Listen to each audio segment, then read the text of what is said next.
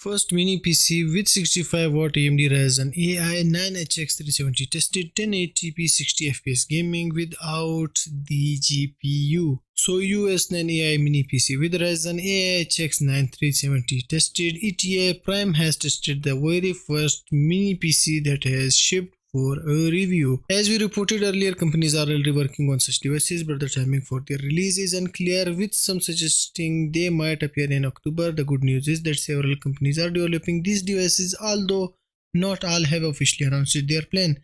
The company SoYu has shipped a prototype unit for review. This isn't the final version, and there are some issues that will be or have already been fixed. It is said that this product will be ready in 2.5 months, which coincides with previous rumor about the launch dates for such system. The Ryzen AI 300 series, codenamed Strix-Point, are AMD new Zen 5 based processor.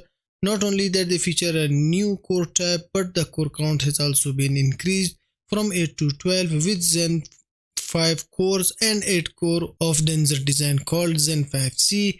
Perhaps most interesting, 4 GPU enthusiasts in the upgrade from RDNA 3 to RDNA 3.5 graphics. Additionally, the number of compute units has increased from 12 to 16, which has a noticeable effect on performance. The company has now confirmed that there will be 2 variants of this mini PC featuring either the Ryzen AI 9HX 370, the top SKU with full silicon, or the Ryzen AI 9365 with 10 CPU cores and 12 compute unit graphics. The PC is quite small compared to the top Ryzen 7040, 8040HS variants. What's also interesting is that it has 3 M.2 slots, which is uncommon at such devices. This means it can also serve as a network attachment storage or as home server. The prototype have some issues with one of the slots, but these are almost certainly going to be fixed. The same applies to the USB 4 Type-C port on the front. Otherwise, the device should work without any major issues.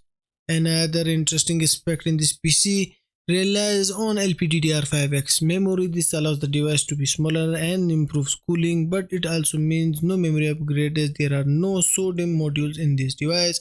The memory speed should reach 6400 or 7500 MT per second, not yet decided, and 16GB, 32GB or 64GB capacity are planned.